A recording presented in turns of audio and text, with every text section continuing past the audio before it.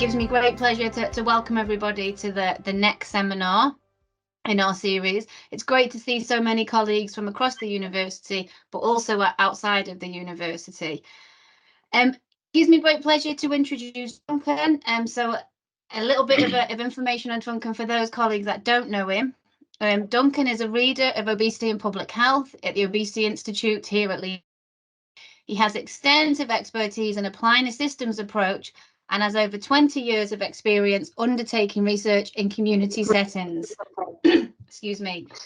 He is the Systems Approaches Theme Lead for the LBU's Obesity Institute and was a lead researcher and guidance developer for the Public Health England commissioned Whole Systems Project to Obesity. So hopefully that gives you a little bit of context of the work Duncan has done throughout his career and some of the information he's going to be presenting you today. And I will hand over to Duncan to start his presentation. Thank you, Duncan. Thanks, Claire. Hi, everyone. Just a quick note before I start on questions. Obviously, we take questions at the end, but we do have a Slido set up, so if people got questions as they go along, please now just jot down either the sort of event info you'll need, or use your phone to scan the QR code quickly, and you'll be set up to go. So I'll just give you a second to do that. Right. So, development of a national whole systems approach evaluation framework. I suppose a good place to start is the challenge in Wales. I know everyone might be familiar with the sort of the levels of obesity in Wales. So, I mean, as you might expect, the challenge is significant. There's sort of 61% of adults in Wales are living with overweight or obesity, a great proportion males and females. Rates are highest in those in the age sort of 45 to 64. It's almost sort of 1 in 3. And as in other parts of sort of the world, there's a social disparity such that rates are higher in the most sort of deprived areas. On average, since sort of 2003, the incidence of adults living with overweight obesity has risen by sort of 10,000 people every year. And in children, again, significant issue. And based on sort of 2018-19 data, just over a quarter of children aged 4 to 5 in Wales were living with overweight or obesity, of which 1 in 8 were living with obesity. Now, why do we need a systems approach? I'm not really going to devote any time to talking about this. I'm pretty much taking it as given that this audience understands that obesity is a complex, progressive, sort of chronic disease or condition. We'll get into that sort of debate today, but it's got many sort of potential genetic, physiological, psychological, environmental, social, etc. causes. I found this graphic when setting this up, and I quite liked it, so I put it on there. I don't know if people have seen it before. I'd never seen it before, seen it presented. It's a guy, Dr. Michael Crotty, who's just tried to put down as many causes as he could think in one graphic. I think it's just really nice. It shows genetics, sort of hunger, fullness, weight, stigma, disordered eating, physical activity, modern environment, social support, lack of sleep, mental health. It's just tons and tons of things on here. So it really gets to the essence of all these possible sort of issues that are related to sort of obesity. On the left, we've obviously got the foresight map, and so it's from a systems thinking perspective or mindset that just brings to light that we are acutely aware that none of these things on the left here happen in isolation. And this is reflected in sort of the definition being used within Wales, which considers a whole systems approach to be those that consider the multifactorial drivers of overweight and obesity, involve transformative coordinated action across a broad range of disciplines and stakeholders, operating across all levels of governance and throughout the life course. Now, the Welsh Government has committed to improving healthy weight at a national level through their Healthy Weight, Healthy Wales 10-year strategy. One of the 4 themes within the strategy is promoting leadership and enabling change through a whole systems approach, promoting collaboration and involvement at all levels. Now, through the strategy, funding has been provided to deliver this approach at both the national and local level. The national team has been established for the programme within Public Health Wales, and 6 regional teams located across the 7 health board areas, which are shown here, are currently implementing the programme. The reason it's 6 teams rather than 7 is because on the 2 teams from sort of the bottom left of the map, the Hillwell Dale and Swansea Bay health boards have actually joined to work as one team for the purpose of undertaking this project.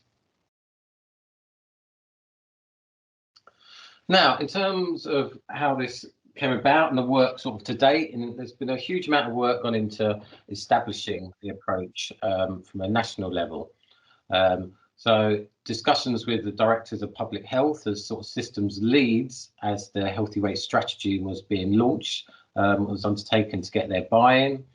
And this has continued with directors of public health sitting on a whole systems approach oversight group who meet quarterly, and that also includes sort of representatives from the Welsh Government. They then have sort of health board systems leads appointed. A systems leads network has been developed, consultant leads network has been developed, and there's been a number of strategic systems sort of engagement events held across Wales. In addition to this, there has been sort of nationally driven training and development to increase sort of system capability and capacity. So there's been training sessions for all those local teams and the national team around systems thinking, some techniques, including sort of systems mapping and network analysis, and then some sessions on systems evaluation approaches. In addition, there has been sort of assets developed to support this approach, including a evidence-based 9-step process, and this is to guide local system leads through the approach. I haven't got time today to talk through this process in any detail, but it's something I'm happy to chat to people about, obviously afterwards, or can pick up offline if people want to know more information around that. We also have a number of our Welsh colleagues on the call today, Sophia Bird, especially from the national team, who's one of the leads for this work, can probably help answer questions about this more so than I, if people have specific questions. At a local level, the initial phases, I'm talking very much sort of, again, this establishment phase of the work. The local leads were really looking to identify and engage with strategic stakeholders, build the case for change, and draw strategic sort of partners together. And this meant they undertook a number of different actions. So they went through a process of mapping out strategic partnerships, partners and organisations, mapping of current initiatives, identifying gaps and opportunities, a wide piece around engagement with stakeholders, trying to develop a systems narrative, considering sort of the government's arrangements that were in place, and holding a number of strategic engagement events. With one of the goals of this 9-step process and undertaking all that work is actually to get to identify and agree priority areas for action. Now, the reason these priority areas of action are important, I suppose, it's recognised by the team that it's not feasible to try and act across the whole system. And yes, I do sort of appreciate the irony in saying that, given that we're talking about a whole systems approach. However, each area is selecting a priority theme. Now, this is a starting point for implementing the system, sort of a pragmatic approach. Now, the systems work is at different stages in each of the areas. Some have established their priority themes, while others are still emerging. So here I sort of just providing you with some information on where the different places are at. Those that are sort of in bold are the more established and the themes that are moving forward. The others here are themes that are still being developed. And right at the bottom, you can see sort of the Swansea Bay region that is still going through the planning processes determine exactly what their theme is going to be. However, they might have actually done that since I last spoke to them. So I hope that is sort of, I know it's a whistle-stop tour of sort of the background here, but obviously today isn't about the approach within Wales, it's about the evaluation approach. But I hope that's sufficient background to give you sort of an overview of the approach, how it's sort of regionally set up. And as I said, if you've got any questions, suffice that's all said in the chat, she's happy to sort of answer those. So moving on to sort of thinking about systems evaluation, I keep coming back in my head to this quote by Gates. I think it is so true at the moment. There's been huge interest in steps taken forward, sort of pragmatically, and implementing how we are people just implementing whole systems. Everyone's sort of jumping on board with that. It's what needs to be done. However, one area in immediate need of research is that of systems evaluation. That's not to say that there's not sort of guidance or nothing out there. Evaluators are or have developed sort of guidance or framework for what this could and should look like. I've put a few here, which I think are some of the more interesting ones. Some of these are actual frameworks, some are just more guidance, and some sorts of different tools and stuff. I think one of the interesting things is that I would say even the most promising of these have yet to be used in practice to completion, although some like the Encompass are very much on their way to do this. I also feel that developmental evaluation, sort of Michael Quinn-Patton's work, obviously led by others as well, is an approach that sort of runs throughout a lot of these frameworks. The framework we've put together draws on many of the principles of some of these, but particularly I'll point to the Encompass framework at the top, so Luna Pizon, the problem-bound evaluation, and then elements of developmental evaluation. So these have been sort of three of the core sort of driving frameworks behind the work that we put forward. Now, before I move on to the framework itself, I thought it was important to briefly sort of outline some of the challenges of evaluating systems change.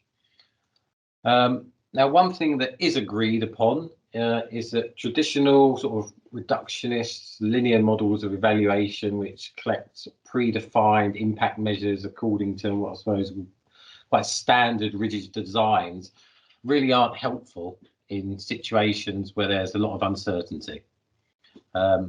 So a complex sort of changing system with this uncertainty requires an evaluative approach that really embraces systems thinking, and it will support sort of the frequent iterative nature of the system change program. Now, this is required because sort of system change is dynamic, it's emergent properties, so it's emergent, and you also got characteristics, or is characterized by uncertainty and adaptation. Furthermore, I suppose the implementation of system change programs really unfolds in a world where events are somewhat sort of fragmented, and new stakeholders are frequently coming on board, and strategies for change are probably in flux, as sort of those new learnings emerge, and with our sort of operating environment, sort of political, economic changes throughout the course of the program.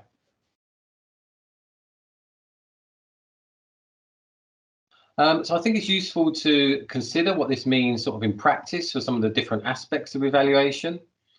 So I've put this together as a sort of outline of how I see some of the main differences between what would be considered traditional and more of a systems change appropriate evaluation. Now, in the sense of traditional here, I'm referring to I suppose one that reflects components of sort of the scientific method that may be used to determine the effectiveness of an intervention. I won't, definitely not the place to have a discussion about research philosophy, but it's a more sort of positivist, post-positivist type of scientific method I'm referring to here in terms of traditional, not the more qualitative work that's more fitting to some of the systems change thinking. So in traditional work, you obviously quite a strong emphasis on testing sort of hypothesized cause and effect relationships, but actually within systems change, the question changes to one of contribution. So rather than asking, did X have an effect on Y, the question becomes, how did X contribute to a change in the system related to Y? There's also a large focus on learning to improve the approach being evaluated. Now, this large approach to learning rates very heavily to what we considered the roles and relationships of the evaluators, of the evaluated. Now, in traditional evaluations, evaluators are often sort of positioned as outsiders, with actually the credibility of the work being determined by things like independence and objectivity.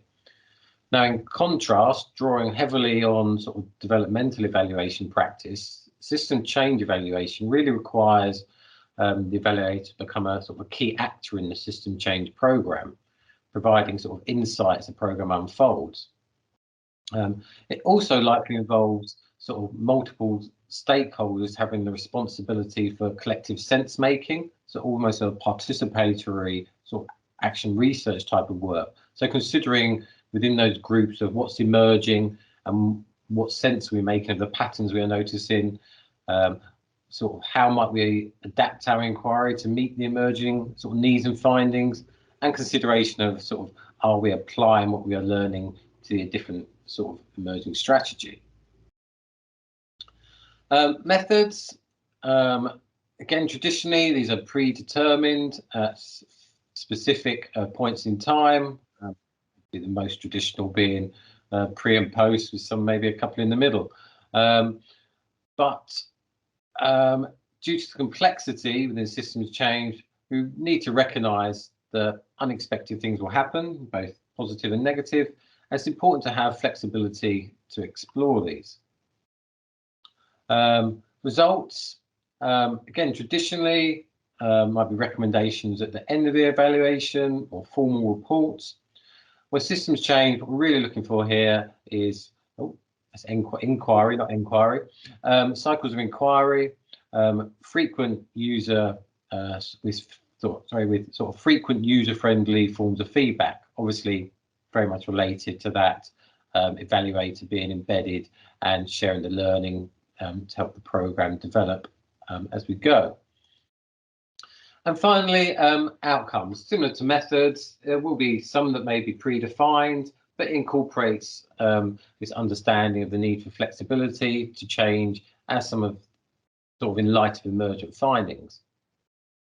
So in a complex system, it can be difficult to foresee the outcomes of different elements of, you've got all the different interactions of the actions being undertaken, the different stakeholders coming and going, wider political and policy environment. So outcomes might not actually be evident in the early stages and may only be discovered during the evaluation and later stages of the work. We just need to have the fluidity to be able to adapt to that. Right, I will move on to the framework. First thing I'd like to say, be very clear here, this is still very much a piece of work under development. So I'm putting forward ideas which we're discussing as a team with the Welsh Government and the local stakeholders. But this is not this is what is being used currently going forward. It's definitely going to be tweaked to some changes. So I just want to make that very clear at the start. But so it's really about putting forward some of the key concepts which we think are important at this stage, but we need to still refine it to where it might be appropriate within the sort of the Welsh context, and what is sort of within the art of the possible. We are looking to the case study approach. Now, case studies provide a focused narrative and are useful in conveying information at both a regional and national level, which is particularly suppose in sort of a public health context, which is particularly applicable to this case. And they're also relevant for a situation where sort of complex systems and networks need to be examined and sort of operationally understood, which is again something which we're trying to achieve.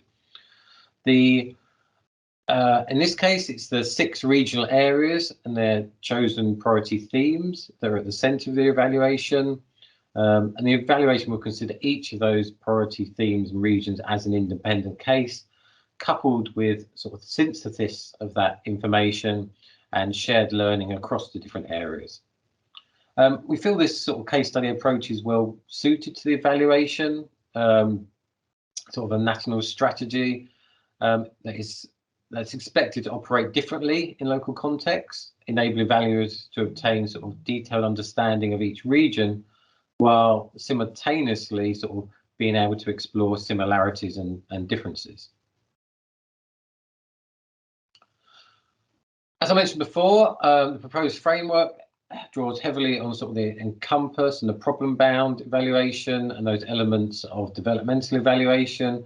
So for those familiar with those frameworks, you will notice that there's sort of some crossover here with the sort of similarity in the terminology.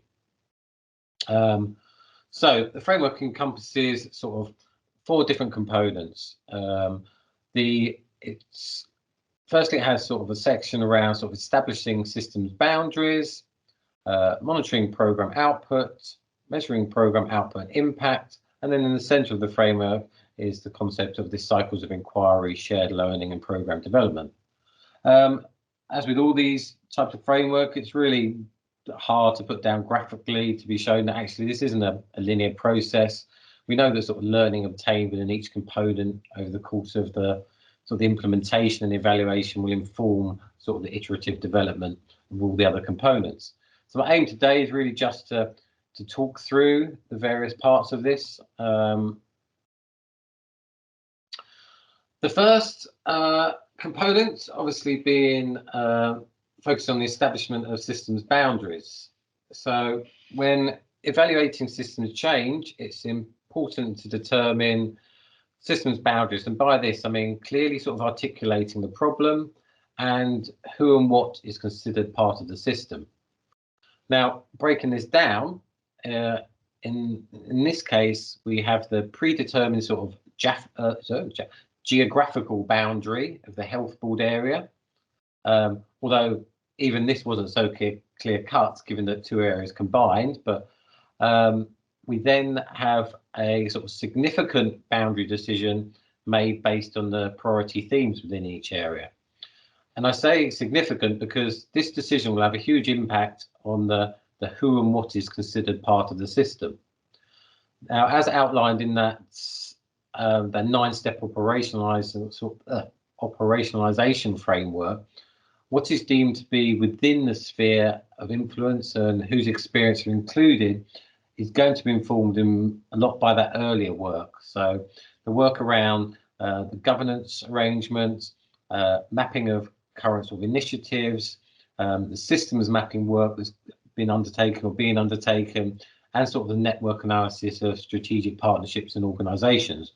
All of that will be used to make this to be, well, a starting point for who's currently within the boundaries of the system.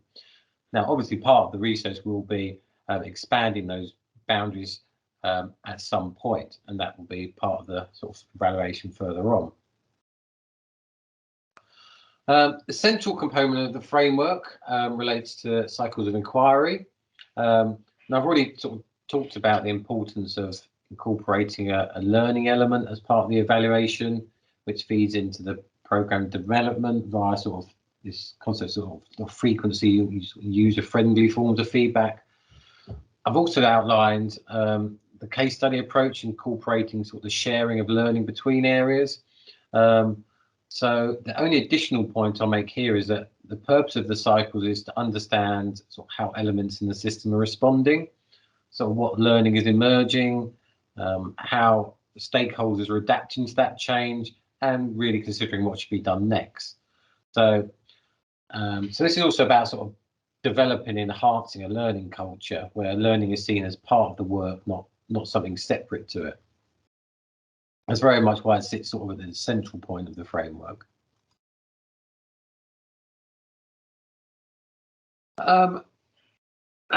It's obviously important to capture data that can be used to monitor. Actually, I'll say obviously, maybe it's not so obviously. This is probably something different to a lot of standard programs. So I'll start again.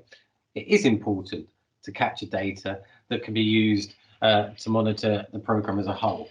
Now, within systems theory, one way we can do this is to consider actions at different systems levels, because actions can be categorized into different levels based on the extent to which they may sort of leverage systems change.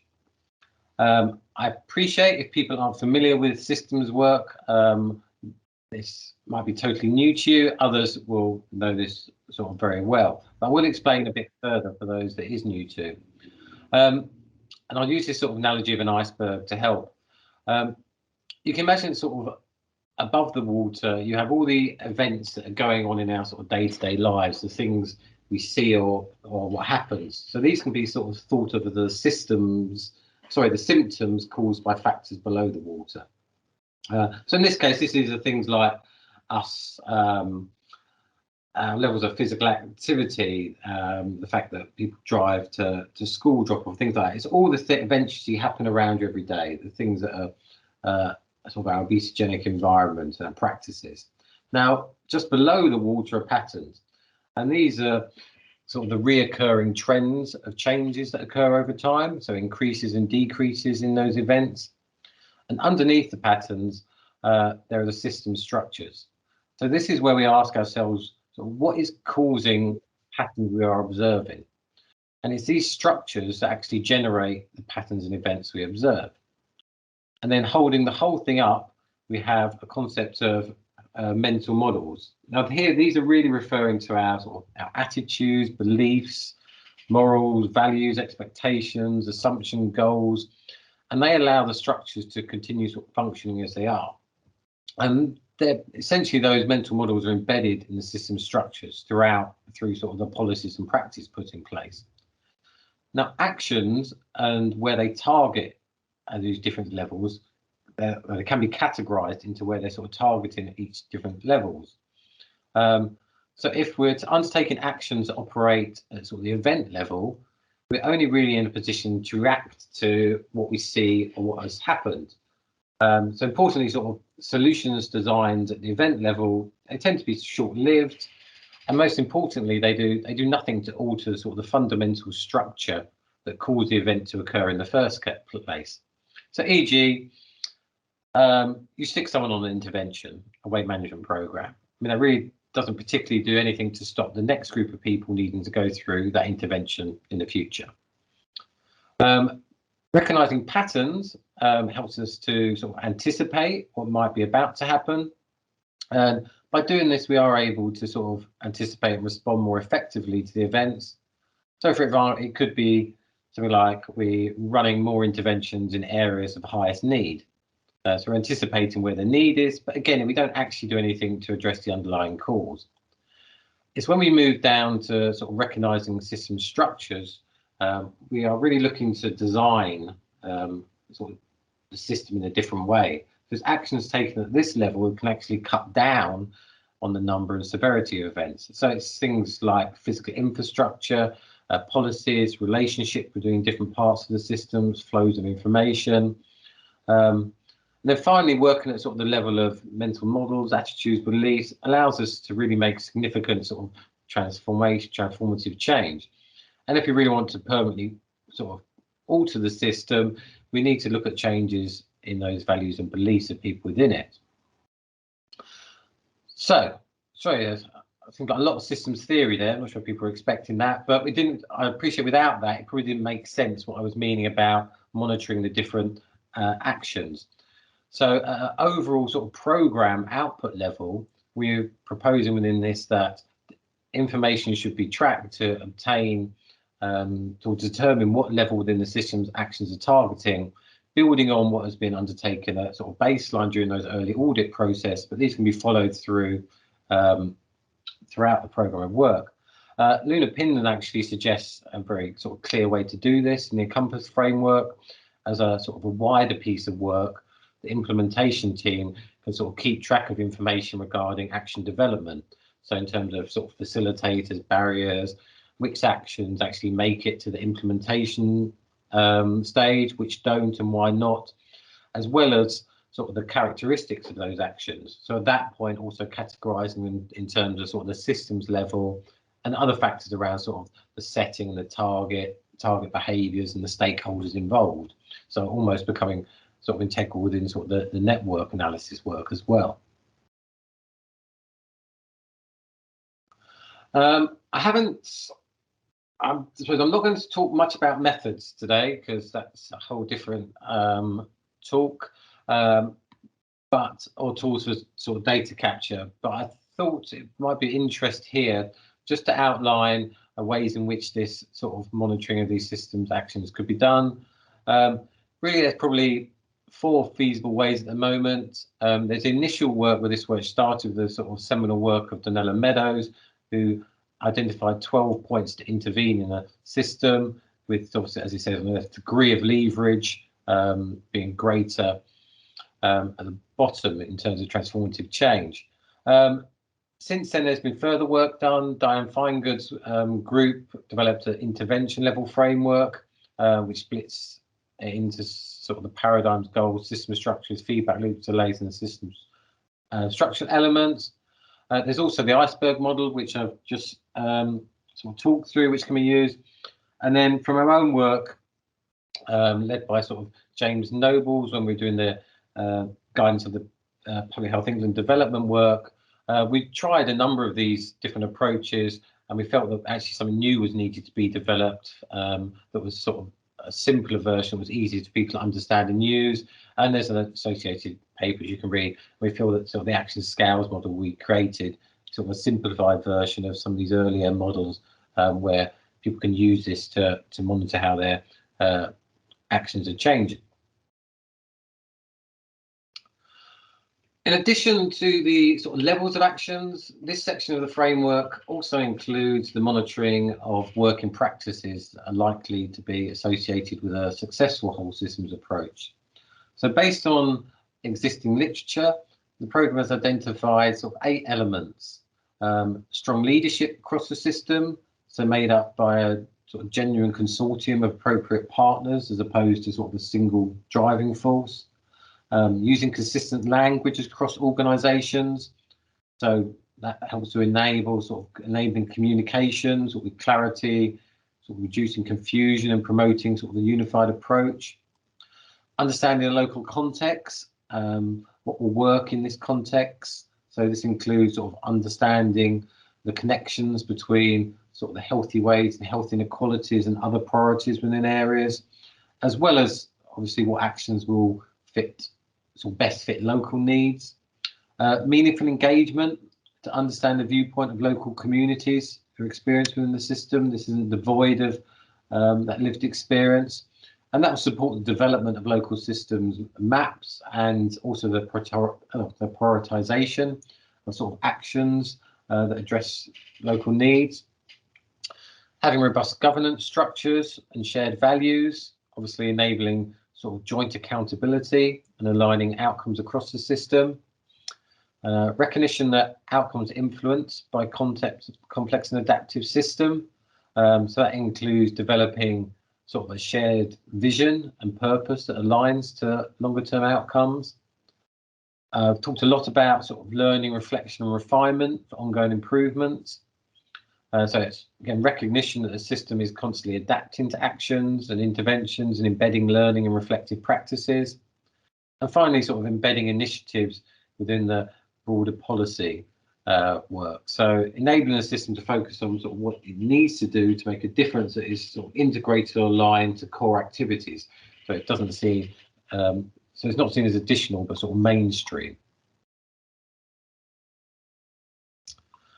Right, so that was one section. So we're now moving on to the sort of the bottom left-hand part of the framework, and this is around measuring sort of programme outcomes. So in addition to capture sort of data can be used to monitor the sort of programme as a whole, this is more about obtaining information about the outcomes of actions. For example, let's pretend that a local area's prioritised theme is sort of active travel. Now, if the function of an action is to implement targeted provision of school crossing patrols to sort of support pupils walking to school in areas of high traffic volume, then information on the pupils walking to school will ultimately be needed for the evaluation, as will consideration of sort of the contextual factors and sort of system structures that influence the implementation of those actions. Now, I'm sure that this type of data capture is it's a type of data capture that people are most familiar with, and we'll be looking to do that in all types of evaluative work. Maybe not the the system structures part of it. But I suppose the major difference for the system evaluation front is the expansion to consider how the action relates to changes in the wider system. Now, there are multiple ways this can be examined. In its simplest form, it will just be by including this line of thought bit as an explicit part of any data capture, in terms of whether you're doing some surveys or interviews. It's just making sure that's within there. But it could also be the use of methods to incorporate systems mapping, social network analysis, and ripple effects mapping as another type of method which would very much fit into this realm of helping you capture this information. Now, within Wales, appropriate measures or indicators for these expected outcomes of individual and collective actions, these will need to be determined at a regional level corresponding to the priority themes. And I suppose a note as well that, as I said previously, these may adapt over a time through changing our understanding and as the system adapts to the work. The final component of the framework looks to synthesize the information and insights gained within the other components to really begin to try and understand to what extent the programme contributes to changes in the system.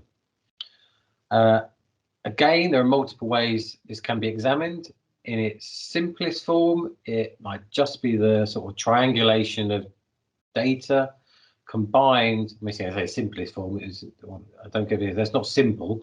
It will be a triangulation of data combined with collective sense-making workshops. So that is discussions with various stakeholders to obtain their interpretation of the system changes.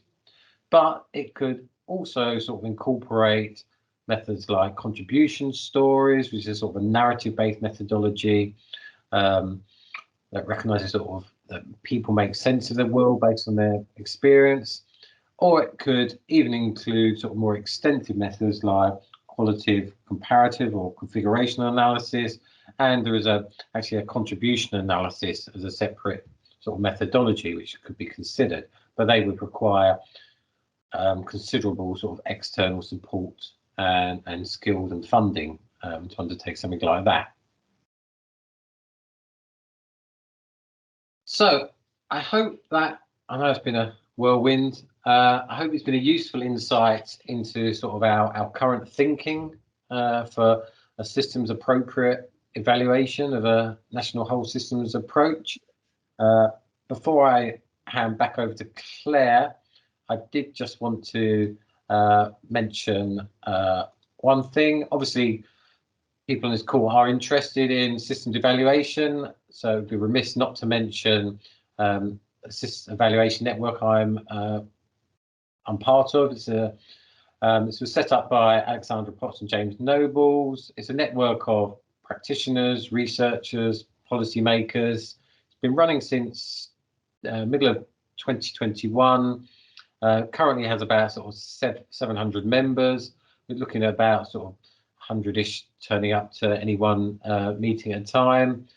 How we work is we run 3 or 4 online meetings a year. So far we've covered topics like defining and monitoring success in the evaluation of systems approaches, using systems mapping to define the boundaries of an evaluation, embedded researchers in the evaluation of a systems approach, using social network analysis in the evaluation of a systems approach. I'm sure you've been as I'm talking, scanning the different elements to the mission of what we're trying to achieve. Obviously, the X handle there, if people want to sign up to it, or you can contact James or Alex. If you do sign up to it, you get actually access via a YouTube channel to all the previous recordings, but they're not available unless you're part of the network. And for anyone who might want to attend just one meeting to see what goes on, that's just put down the SEN 10. So the next meeting in March has some guys from the Trude group coming to talk about their work. I'll now breathe. Claire, back over to you. Do you want to talk about a couple of bits? Wonderful. Thanks, Duncan. I'm within perfect timing. Well done. Yeah, thanks, Duncan. There have been a few questions coming in on Slido, and I can see some more. Please feel free to put them in, because I'm sure there are lots of questions in everyone's mind right now. Just while I give you a minute to do that, I just want to take the opportunity to make people aware that one of the key objectives of the Obesity Institute was to validate an MSc in obesity. We have now done that. The MSc has been validated along with the postgraduate certificate and postgraduate diploma. So for those of you that may, especially in academic institutions that might have students looking to study obesity, or people wanting to do some continued professional development, please do go on our website and have a look, or you could just contact myself directly if you did want any other information about our new courses. Was there anything else, Dunk, before I move on to the questions? I can't remember what the last slides are. Oh, and yeah, again, just a bit of a signpost for people on the course around the Obesity and Disordered Eating Coalition. The information is on the slide there, so I'll give you a minute to take in some of that information, and there is also the QR code. But if obesity and disordered eating is an area you are interested in, do get in touch with colleagues, and they will pick that up with you directly.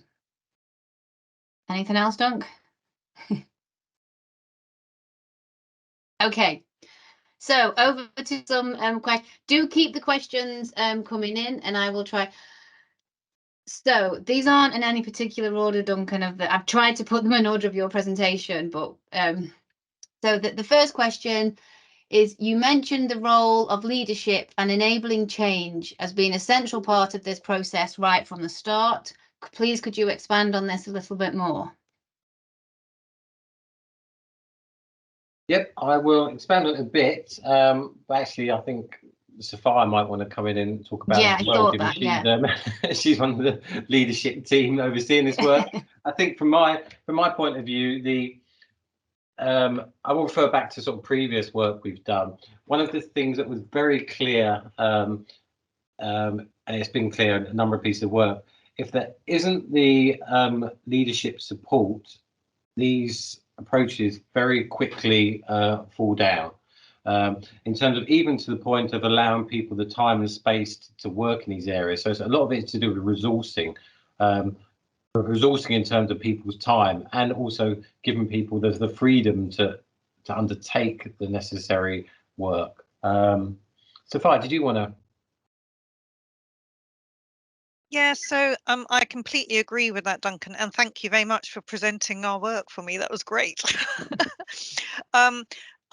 Yes, so that getting that leadership active support, and we do mean it has to be active engagement and support, helps with identifying the levers for changing the system, and also brings you right back to our step one, and I think it's linked to your step one with the PHE guidance. It's about getting that set up and buy-in, and we have had experience where in some areas people might have rushed ahead slightly going through our steps and got to our step 4 doing that system engagement, and because they hadn't necessarily set the scene well enough with our strategic leaders. For example, the one area had an event talking about healthy weight and physical activity. And so the people who turned up were actually a lot of people in their tracksuits because they were from the leisure centre staff, when really the people we were targeting and who the invitations had gone to had been the chief execs and the strategic leaders. But because that setup and buy-in hadn't fully formed, we didn't get the right people who got the power to change the structures. And so that work then had to still go on. So when the next version of an engagement event happened, because they had then gone back and done that engagement and got the leaders at the top really understanding what this work was about and how the issue is about addressing the barriers and hurdles that are in the way of people being able to exert any choice on their behaviour. Then we got the right stakeholders around the table to begin those discussions. Okay, great, thanks. I'm sure that question in itself could be a whole talk as well. So thank you very much for trying to capture that succinctly for us. Okay, see, I thought I would be the one bringing all the methods questions here, Dunk, but I'm not. I'm delighted to. These aren't from me. These are from. I'm not sure, but they're not from me. So two quite similar ones. So I'll read it as it was written here. It would be really helpful to hear how the framework plans to gain insights and collate information on monitoring program outputs, stage, e.g. methods, ideas. And I think we're asking this. So another candidate has written, what sorts of methods do you use to monitor the system as opposed to measuring outcomes? Right. Okay, so I think this is referring to two elements. The one, so the monitoring program output. So the two parts to this. The first was around the actions. So I think probably don't think people are talking about this one because I showed some of the different methods in terms of the information just being collected as actions are being developed, in terms of keeping track of what level of the system they're targeting, whether that be through sort of, I don't know, Meadows 12-point sort of framework or the action scales model. So that can be done in real time as the program progresses and actions are developed.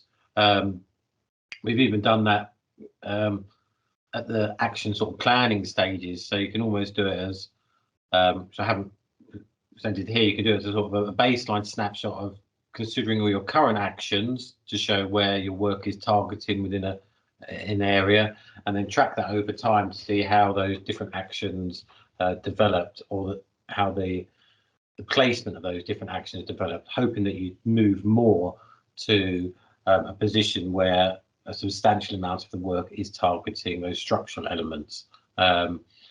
So that's the first way. The challenging work I suspect people are referring to more here is the systems working practices around strong leadership, consistent language, understanding of local context, meaningful engagement. Currently, this is an area that is significantly underdeveloped in terms of how that is to be captured in a wider systems approach.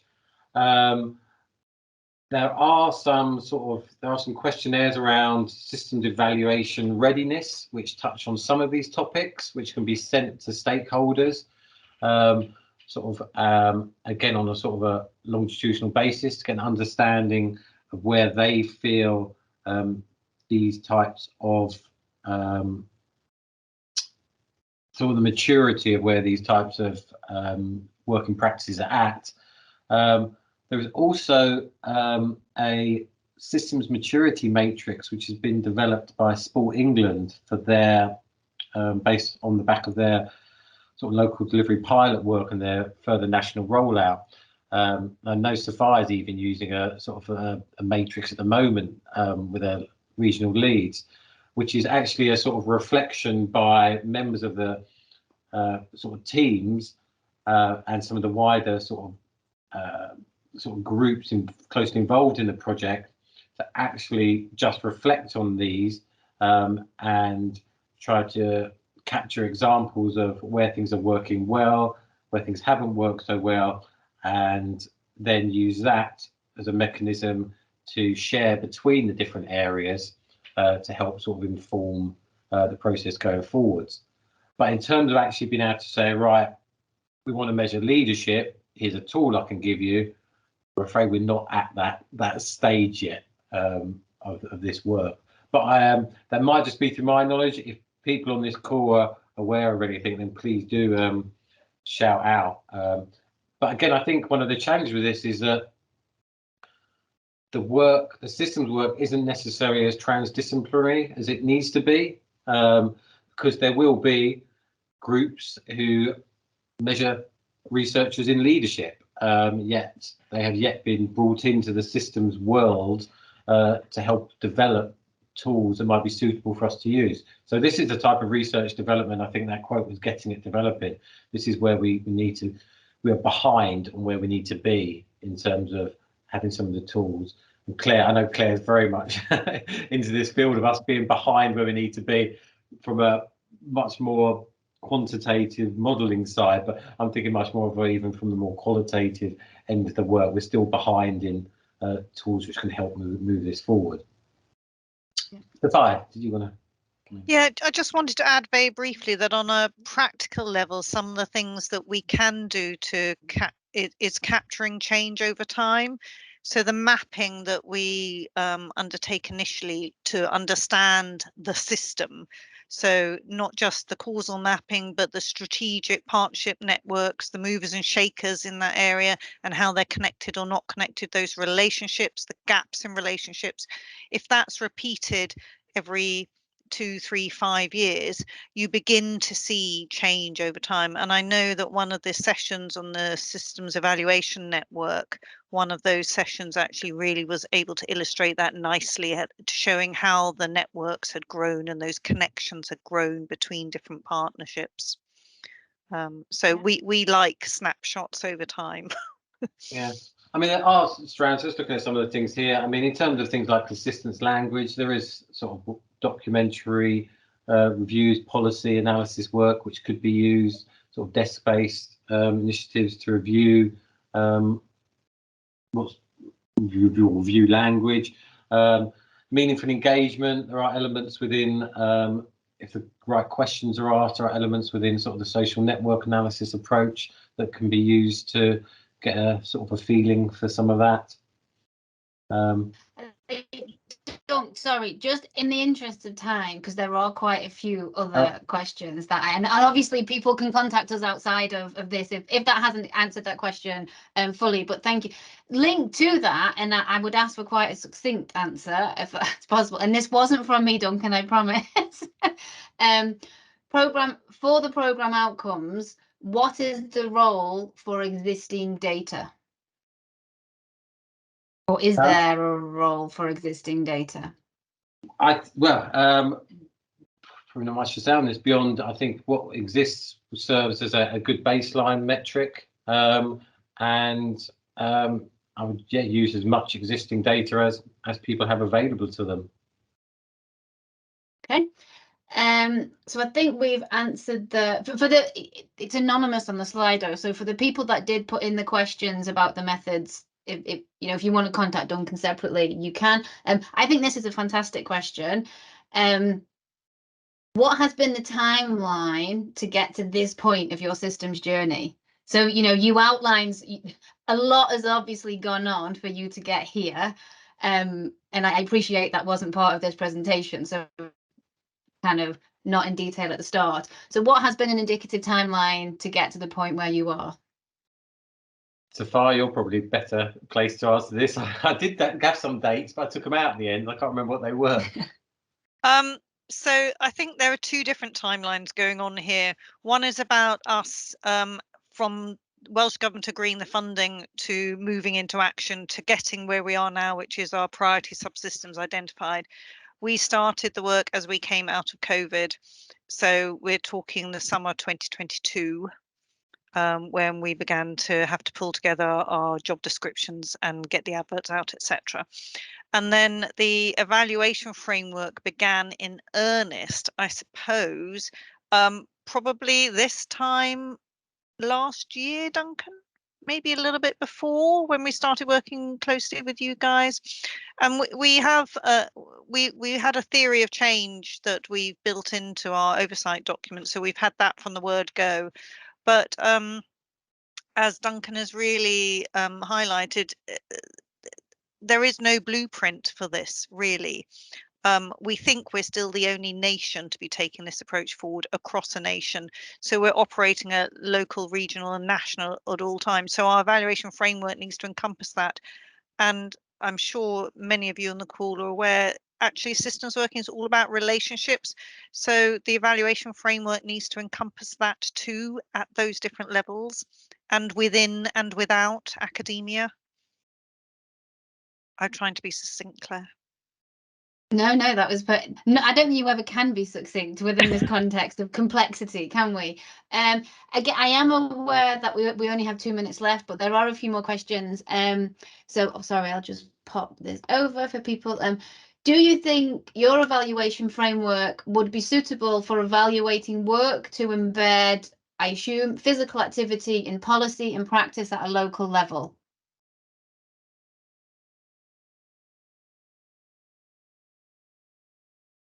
You're on mute, Duncan. I'll just say yes. Yeah, I mean, without knowing the details, I think if it's a systems-based approach or elements to it, then I think there's lots of key things which would be applicable. I mean, I'm happy to have a chat with whoever send that question if they want, without knowing the details, try to answer. But yeah, I think some of the key principles would definitely apply. Yeah, because the follow on to this was, and what adaptations might you make? So I will let whomever sent in the question can kind of perhaps follow up with Dunk separately. So with 1 minute to go, again, I'd like to take the opportunity to thank Duncan for the presentation, but also to Sophia for being here today, and everyone for attending. Hopefully you found it really insightful. As I'm sure if you don't have questions on your mind, they may come to you. Duncan's email, it's your details. I'm sure you've got Duncan's details, or if not, we can send them out to you. But don't hesitate to contact him directly. Wonderful. So thank you, Duncan. Thank you, Sophia. And I hope everyone's enjoyed it. Have a lovely afternoon. Thank you, everyone. Bye-bye.